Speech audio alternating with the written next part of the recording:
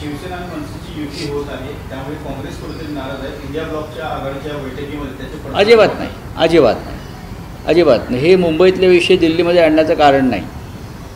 मुंबईतले विषय किंवा महाराष्ट्रातले विषय महाराष्ट्रामध्ये आम्ही चर्चेनं सोडवू. आमच्यात तेवढी क्षमता सर्व महाविकास आघाडीतल्या नेत्यांमध्ये आहे. त्यासाठी आम्हाला दिल्लीत येऊन चर्चा करण्याची आणि विशेषतः इंडिया ब्लॉकमध्ये चर्चा करण्याची तशी आवश्यकता नाही. भाजपच्या प्रवक्ते राहिलेल्या आरती साठे यांची न्यायमूर्ती म्हणून उच्च न्यायालयाचे न्यायमूर्ती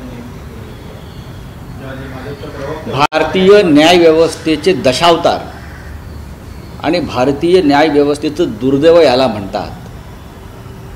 एक लक्षात घेतलं पाहिजे, कोणताही असेल, पण भारतीय जनता पक्षाच्या काळामध्ये त्या पक्षाचे जे प्रवक्ते राहिलेले आहेत, ज्याने भाजपा विरोधकांवर अत्यंत कठोर शब्दात टीका केलेली आहे आणि मोदी शहांच्या भूमिका, चुकीच्या भूमिका नाही समर्थन दिलं आहे, अशी व्यक्ती ती कोणी असेल, तिला मुंबई उच्च न्यायालयाच्या न्यायमूर्तीपदी नेमणं हे मुंबई उच्च न्यायालयाच्या महान परंपरेला कलंकित करणारं आहे. मी कोणाही वरती आमचा व्यक्तिगत आकस नाही, पण भारतीय जनता पक्ष सत्तेत आल्यापासून आपण पाहिलं असेल, तामिळनाडूमध्ये सुद्धा, तिकडल्या चेन्नई कोर्टातसुद्धा भाजपा प्रवक्त्या एक महिला आहेत, त्यांनाही हायकोर्टाच्या न्यायमूर्तीपदी नेमलं आणि आता मुंबई हायकोर्टामध्ये सुद्धा भाजपा प्रवक्त्यांना न्यायमूर्तीपदी थेट नेमलं आहे.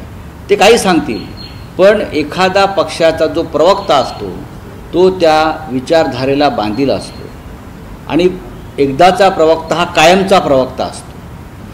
मुंबई हायकोर्टामध्ये भाजपाशी संबंधित 5 न्यायमूर्ती आहेत, जे कधी संघ परिवाराच्या शाखेत जात होते, ज्यांचं कुटुंब संघ परिवारामध्ये आहे, असे 5 ते 6 न्यायमूर्ती आहेत. राज्यामधल्या हायकोर्टामध्ये अशा प्रकारच्या नेमणुका करून, सुप्रीम कोर्टामध्ये नेमणुका घडवून देशाची न्याय यंत्रणा पूर्णपणे ताब्यात ठेवण्याचं हे मोदी आणि शहा यांच्या भाजपचं कारस्थान आहे.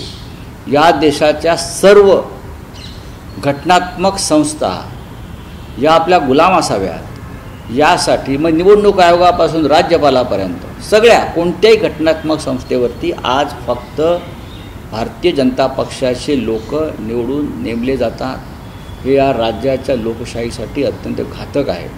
काल राज्यसभेमध्ये विरोधी पक्षनेते मल्लिकार्जुन खरगे यांनी त्याच पद्धतीचा राज्यसभेमध्ये आता केंद्रीय सुरक्षा दलाचे जवान येतात सभागृहामध्ये. ही घटनात्मक संस्था आहे. संसदेची स्वतःची एक सुरक्षा यंत्रणा आहे पार्लमेंटची, आणि ह्याच पार्लमेंटच्या सुरक्षा यंत्रणेनं जेव्हा पार्लमेंटवरती हल्ला झाला तेव्हा दहशतवाद्यांशी लढाई करून प्राणांची दिलेली आहे संसद वाचवण्यासाठी. आज मोदी आल्यावर नवीन संसदेमध्ये केंद्रीय सुरक्षा दल, केंद्रीय औद्योगिक सुरक्षा दल, जे अनेकदा भारताच्या सीमेवर असतात, जे एअरपोर्ट असेल किंवा अनेक जी संस्थानं आहेत देशाची त्यांची सुरक्षा करतात, ते राज्यसभेच्या सभागृहामध्ये येतात. केंद्रीय CISF. आमचा प्रश्न त्यांना होता की हे खासदार जे बसलेत विरोधी पक्षाचे, ते अतिरेकी आहेत का, की तुम्ही ते यांना आतमध्ये आणता, आम्ही अतिरेकी आहोत का? अशा पद्धतीनं न्याय यंत्रणेमध्ये सुद्धा त्यांनी आपली माणसं घुसवलेली आहेत. निवडणूक आयोग